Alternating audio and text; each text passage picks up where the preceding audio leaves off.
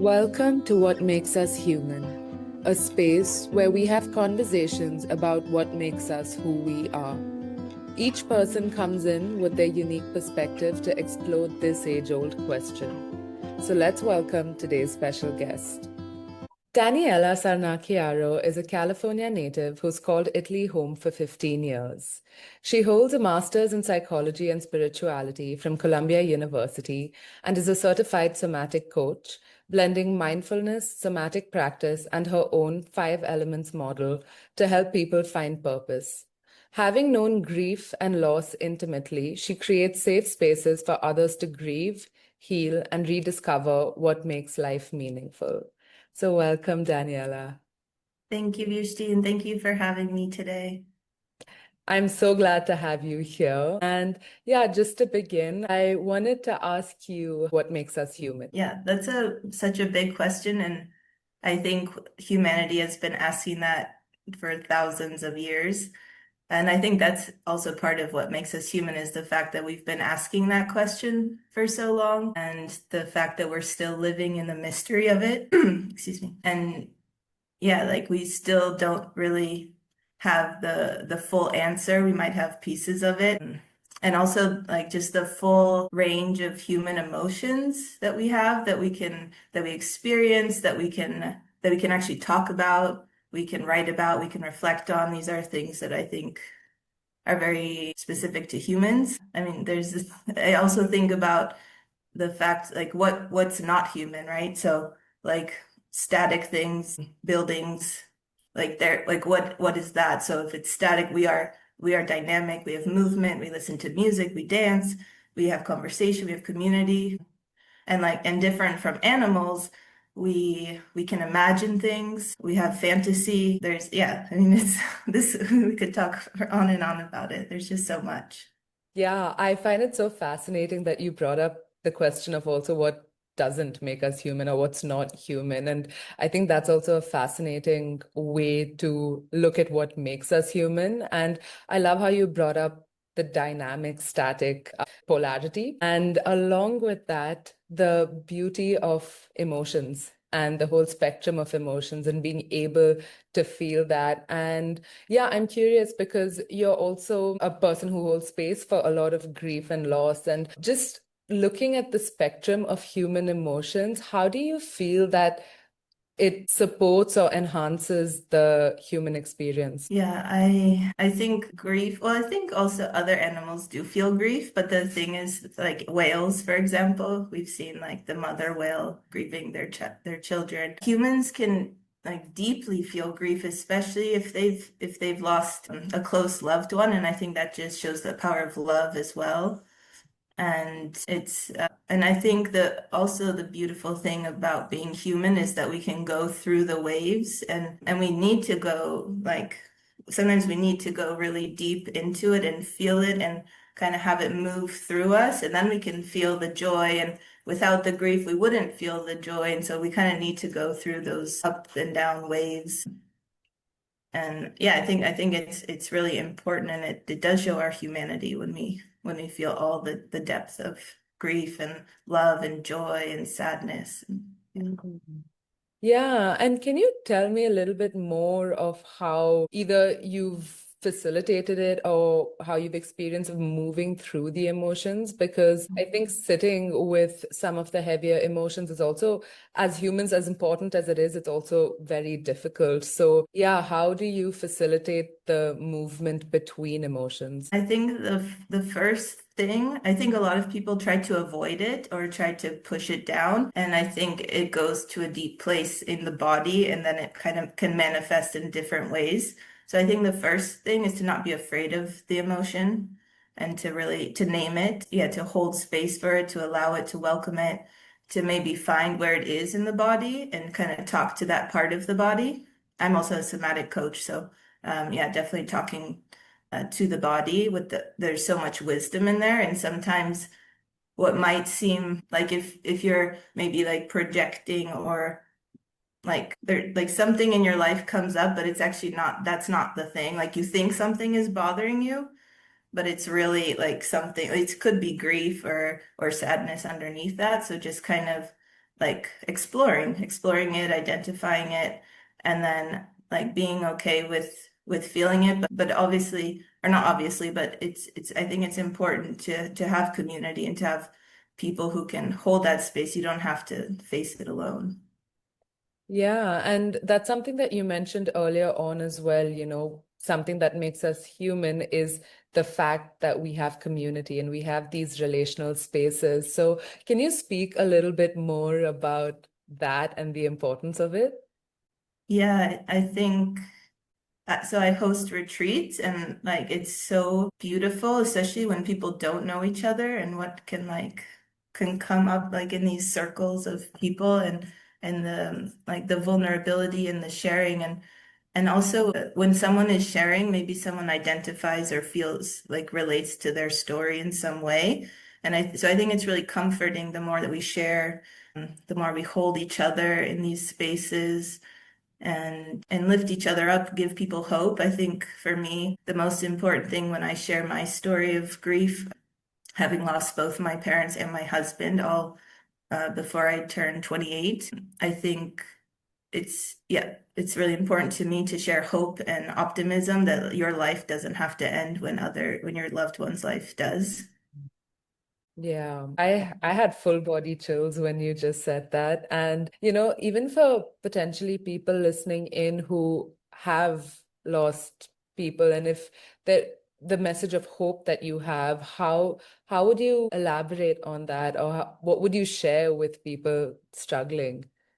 I think also part of what makes us human is our choices. We have choices, and so we can choose to what to do with the emotion. I could have gone so many different ways. Like I mean, I could have fallen into a deep, deep, deep depression. I could have gone to substance abuse. I could have just like never talked to anyone again and just be in like a little hole somewhere. But I think I chose gratitude for what I have right now, gratitude for the people who I did have in my life for as long as I had them. They gave me so much love and I think that gave me strength. So like going back to the present moment, but also gratitude for all the love that I had from my loved ones and the strength that gave me to keep going and hope. I mean, I definitely experienced hope in the form of kind of like there's magic in the world. Like there's always something, like there's always a force that's kind of has followed me or kept me up or uplifted me like through synchronicities and I applied to the Spirituality Mind Body Institute at Columbia because I wanted to understand the scientific part of like what is hope, what are these forces, like why am I so usually, I mean, I'm human, so I also have my sad moments and depression and stuff, but why am I like, oh, like my baseline is quite like optimistic and like I think I've always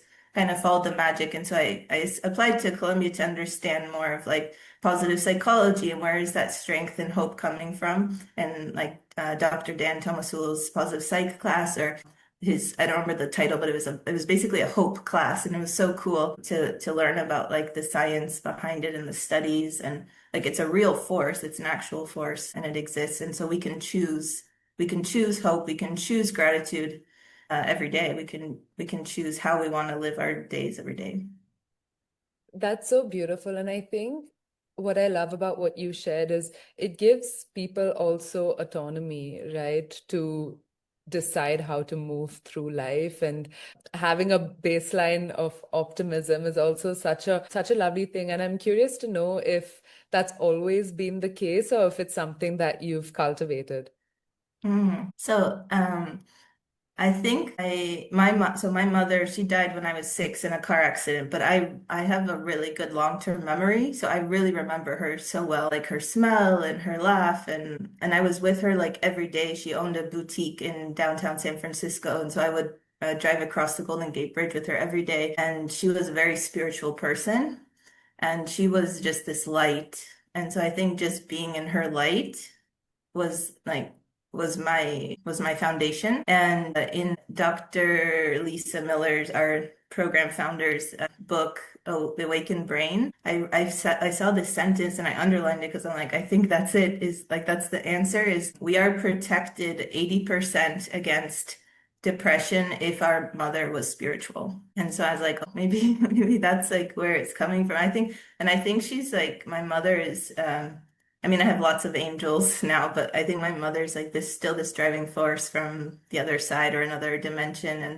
she's like, yeah, she's been a guiding light this entire time, so I don't feel so alone. That's so beautiful. And thank you for sharing all of this with me, with us. And this kind of opens a different door to the conversation as well, having these forces, like you've already mentioned, like hope and emotions like that, but also these angels and these guiding forces who are potentially people that have passed on and how they feed into the human experience as well. What does that relationship look like or feel like? So for me, it's not so much like, it's not so obvious, I guess. It's more subtle in the synchronicities that have happened or signs. So I haven't had visions, or like some people have that type of experience, or like hearing a voice. I haven't had that, but it's been more like I've always like been okay. Like things, even when things feel like they're really difficult in the moment, like somehow they work out better than I could have imagined. Yeah, signs along the way, like how I found the house I live in now. Like it was so many crazy synchronicities and symbols actually that I followed to find this house on a lake near Switzerland, which I used to come to. I'm in northern Italy. I used to come here with my father as a child, and we actually had this dream of buying a house in the town I'm in, and it kind of just came full circle in the last couple years. And there's, yeah, like silly little signs, like my neighbor has a donkey, and my dad used to always tell stories about donkeys. And when I visited the house the first time, I didn't see the donkey, but I heard it, and it felt like a sign from my dad. And yeah, like there's little things like that. And I took an archetypal symbolism class at Columbia, and we had to create a collage which would kind of bring upon our archetypal symbol. And mine was the hand, and like over 6 weeks, this symbol, you dialogue with it, you talk to it, you kind of find it also in synchronistic ways. And through like a lot of crazy synchronicities, the hand turned into the palm tree. And yeah, so this town that I live in, like hand, palm tree, like, but there's a lot more to the story.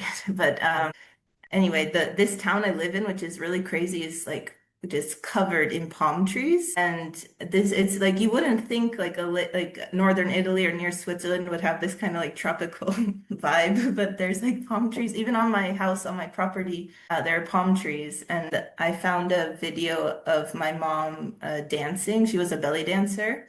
And I found a video of her, and her dress was like full of palm trees, and like she was moving like her hands, like she was doing like beautiful like movements with her hands, and there were just like all these like crazy like signs. And so I just feel like very guided. And I mean, you have to kind of like notice them. I mean, it's also the idea like that the signs have always been there. Like it's, you just have to kind of be awake to notice them.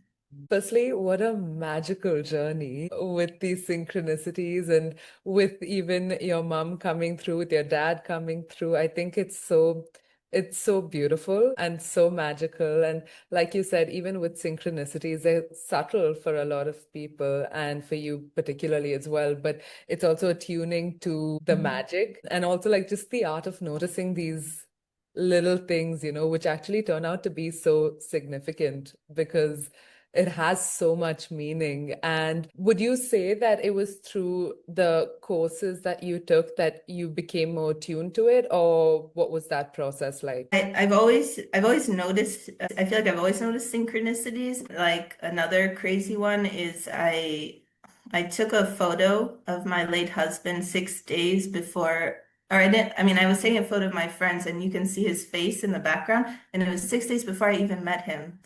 Like there's like all these Wow. like crazy things that have happened. I mean, that's a pretty big one. That's like he's like right there. So I feel like that was like a karmic bond. Like I was a soulmate, like had to meet him kind of thing. The courses at Columbia, I think only like enhanced everything, like brought it to a whole other dimension and level. But I've always been noticing synchronicity.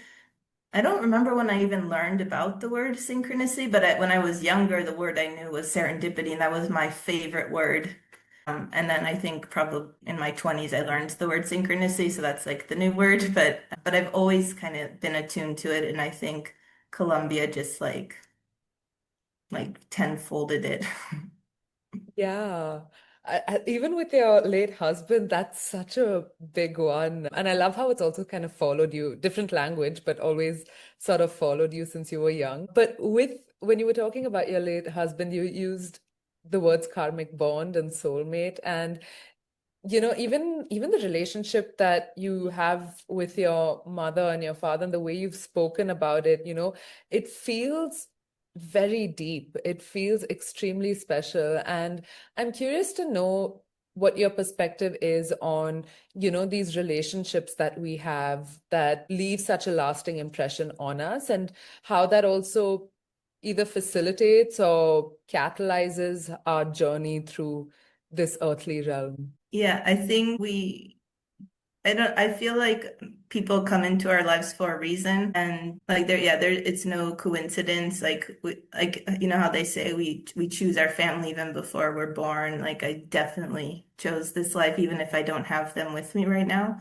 Like it's yeah, there's something so like so deep and potent like about like I mean even just the 6 years with my mom, they were like I don't even know how to say it. It's like, yeah, there are no words because it's like such a deep, significant bond that it lasts me my lifetime. And the same with my father. I mean, my father really was the one who raised me, and he died when I was 21, but I had him like my entire childhood, teenagehood. The thing though is that like more on like the my human side and the psychology side is I was so close. I was always close with my dad, but like I was really, really close with my mom for the first 6 years. And then when she died, I attached myself to my dad because I was like, I mean, I have siblings, but they're way older. So it really felt like it was just me and my dad growing up. So it was kind of lonely. And it's like, oh God, if something happens to him, then I'm really alone in this world. So I was really close to him. He was really like protective of me because he felt like I was the only thing he had too. And then when he died, I had already was dating my husband for a year. So when he died, I had my husband to kind of latch on to and like be held and then of course the fear of losing him like if oh God like how but also like the idea that's impossible like I would never like lose another person like I've already lost the two most important people in my life but I was so like attached to him too and like dependent really because like the and I was living in Italy when my husband was Italian and I studied abroad in Bologna. That's where I met him. And then we got married and I stayed in Italy. And I've been here ever since. But anyway, yeah, I attached myself to these people like one after the other. And then when my husband died, first, I really thought I was like, because he had a stage 4 lung cancer. So there was a lot of anticipatory grief because like stage 4 is like, I mean, it's basically a death sentence. And he never smoked. It was like, I was in denial because he was such a hypochondriac. And it's like, it's impossible that like he would get stage 4 lung cancer. He doesn't smoke. It was the strangest, like most bizarre thing. And so I was like, I'm not gonna make it. If he dies, like I'm done. Like I have no one else really. And I was in a country that I didn't have my family anyway because my parents passed, but really like my siblings or aunts and uncles, like I was really alone. And so when he did die in the hospice, which by the way was like actually like it was kind of like a beautiful, like peaceful release because I saw he was so afraid of death because of also his hypochondria that I saw like this lifting when he took his last breath. So that was partially comforting um and that whole year after my first year of widowhood, I really like stepped into my own. I had like this real year of individuation and like really learning. Like I had to stand on my own 2 feet alone. I had to like build myself up. So because the first 27 years of my life, I was like always had that one person. So then I really had to rely and depend on myself. And it was a really like beautiful, empowering year. So I don't know, it's probably like veering away from your initial question, but yeah, that's what came Not up. at all. I think that's actually so profound what you've shared in the most human way, actually. So, no, thank you. And you're not veering away from anything. And if anything, you're deepening it. And, even firstly, the liberation with death when you saw him lighting up when he took his last breath and the relief that you felt, that's so powerful. And then even the year after, the grief and everything, where you came into your own, that also shows how grief sometimes is a portal, right? Because even the whole attachment of you with your father after your mom passed, and then you with your late husband after your dad passed, and after him passing, and you kind of only had yourself, this real portal to your own becoming and your own journey, which yeah, I'm curious to hear how you navigated that, especially maybe in the initial years, but then yeah, how you've come into your own. And also kind of wanting to tie it back to something you said earlier on about your retreats and these spaces that you hold, how yeah, life sort of organized itself in this magical way. Yeah. So the first year, so I was, everyone actually thought I would leave Italy because I didn't have family there. They just kind of expected it. I was like, no, I lived basically my entire 20s at that point, like such formative years in Italy. Like I had so many friends, and I'm still close with my ex-in-laws. So I still have a relationship with them. And they were there, and so I think like really leaning on the community I had built in Bologna, and also like I had never received like so much love from people from every stage of my life. Like that, it was so wild. Like even in high school, like they sent like people from my high school, even different grades from my high school. They sent me this like beautiful care package, and letters, and like just people who I hadn't heard from in like probably even a decade, like reaching out, and that really was so heartwarming, that definitely gave me the strength. And also one of like the ways that I process emotions and grief is making like photo collages into videos, basically. Or no, sorry, like a photo montage. So my husband died December 18th, 2018, and February 8th was our wedding anniversary. So for February 8th, which would have been our 5th year anniversary, wedding anniversary, I made this whole like story basically of all of our photos from the beginning to end. And I was so like healing, and it was such a beautiful process. Like it didn't, I mean, I'm sure there were tears. I don't remember exactly, but it was like it was more beautiful than sad. It's like wow, we had like the most beautiful love story, and so I did that for my dad. Like I always have like I love making like videos like that. I actually studied filmmaking and editing in undergrad at UC San Diego, so it's like it's more of a hobby though. So I love doing something creative to honor my loved ones. And so anyway, yeah, like creating stuff. Oh, and I was also doing art therapy with watercolors, and that was also a very healing practice in my first year of widowhood. And yeah, just like really leaning on friendships, and also traveling. I went back home to California for about a month, and I visited with so many people, and it was just so lovely to reconnect with all like many of the people who wrote letters to me that I hadn't seen for years. And I went to India for the first time, and it had been 40 years since my mother had gone for she had gone for she was 23. She actually went to like Osho's ashram in 1979, like, and she was solo traveling, and she was only 23. Yeah, so it was just like my sister and I, we did this trip in honor of our mother. And that was such a powerful, beautiful trip and healing.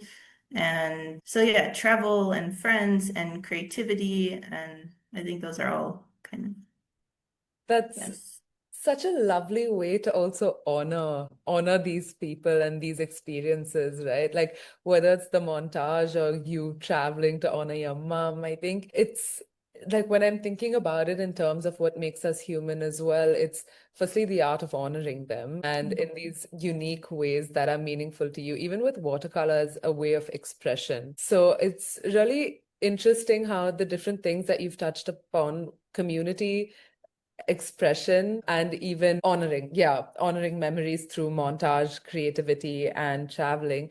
It feels like these different elements that you're also touching onto that's really it doesn't avoid, and that's one of the first things that you said about this. It's not avoiding the pain, but it's really embracing the whole experience and finding the beauty and love there. And it takes a unique orientation almost to be able to do that. So yeah, after I think it was 2 years after my husband passed, I was like, I really want to share my story, and I want to like again understand better like life and death and the mystery of life and the science behind it. So that's when I applied to Columbia. So it was 2 years after. And then from there, I did a wellness practicum. And that was when I started the five elements work. So we had a workshop. Each week was dedicated to one of the five elements: earth, fire, water, air, and ether. And I thought that that would be such a great kind of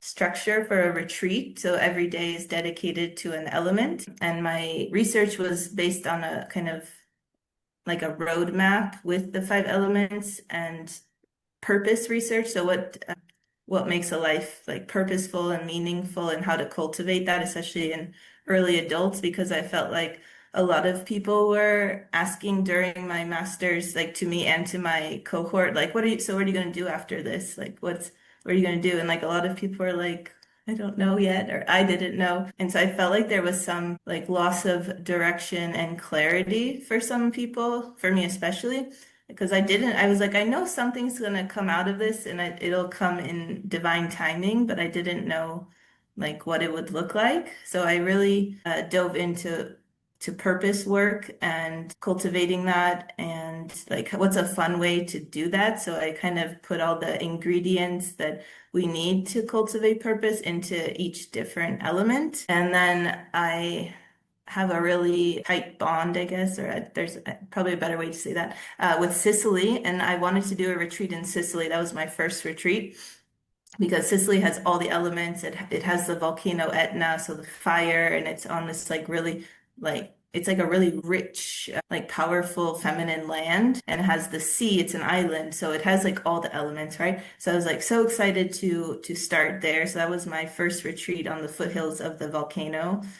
And then I kind of was able to adapt that to different retreat spaces. So in Puglia, which is also southern Italy, like on the heel of the boot. And then I just did a retreat in Bali, which also is very powerful, like motherland. And that had all the elements, and the elements were like crazy.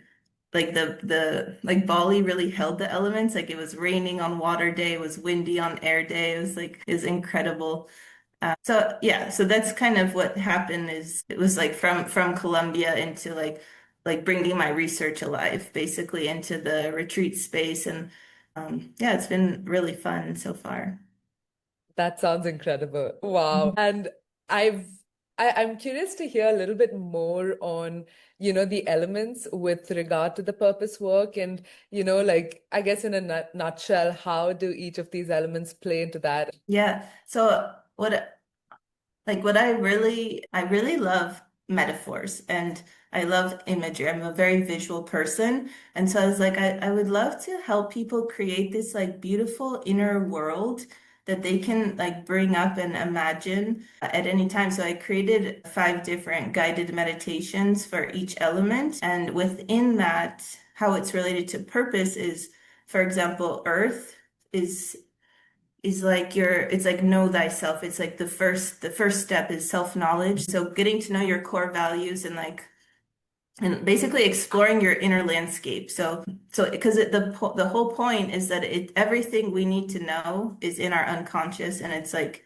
and so I love to bring like yeah the bring people inside of that into that inner world, inner landscape, inner sanctuary, inner garden. Like there's so many ways to look at it. And so Earth is about yeah, self-knowledge and like getting to know yourself. What are your core values? Weeding out limiting beliefs. So like actually imagining you're weeding them out of your garden. Like, so you are your garden, you are the gardener of your soul. So yeah, weeding those yeah, limiting beliefs out and then planting the seeds of your dreams and your hopes. So that's like the first part of the yeah of the elements, and then the fire is like intentionality and transformation and creativity and motivation. So like what are your inner desires, your inner motives, and imagining like your inner fire. And then of course like we need to burn the weeds, the limiting beliefs. So it's like, so once one element is done, like it's actually never done. It's like just you're kind of continuing off of that. Water is emotional intelligence, so getting to know your emotions. It's about going like with the flow, it's surrender. Again, surrendering the limiting beliefs because like those are just they're so strong, right? And yeah, like kind of trust, I guess. Kind of letting the waves take you. And then so the guided imagery is about like finding in your within your inner landscape, like you find like a body of water, a waterfall, and then you become like a fish and you swim through that and then you end up in like a body of water. And like there's just yeah, all these like beautiful imagery. And then air is, I love air. I'm a Gemini. Air is my symbol. And so it's like all about perspective, like bird's eye view, like looking at your situation. How can you look at it from a different point of view? Because perspective is so important because we often get stuck. So it's about clarity and direction. And then ether is also so beautiful. I mean, it's like it's everything and nothing. It's infinite. It's like where all the elements are held. Like we can't have anything without space or ether. And so it's like we go into the cosmos, but we also go into the deep void and just like be there in that silence. But it's also about like the space between you and another person, the space between a breath. I mean, space is like such an important word too. It's like space. Like we need space. Sometimes we have like so much going on. We just need space and time to pause. And it's also about like interconnectedness. And so we need and pro-social behavior. So like, how can you also give back to your community? So it's like, I feel like I've kind of encompassed it all into the five elements. That is so transformative, like the way you're holding the journey, and like I could feel it as you were explaining it, and I've experienced your fire element, and it's just really, really powerful work. So really going through that whole journey, I can't even imagine, especially when it's being held by these lands too, and like Bali responding with like rain and wind and things like that. I think it's so powerful. And even the weaving of metaphors and imagery into it, I like you, I also find them to be so engaging, right? Because it bypasses the conscious mind and really activates. And yeah, wow, thank you for sharing that with all of us, with this wisdom. And I guess I want to just close out with this final question, just to sort of finally wrap this beautiful, enriching conversation up. What has been the most human thing that you have experienced?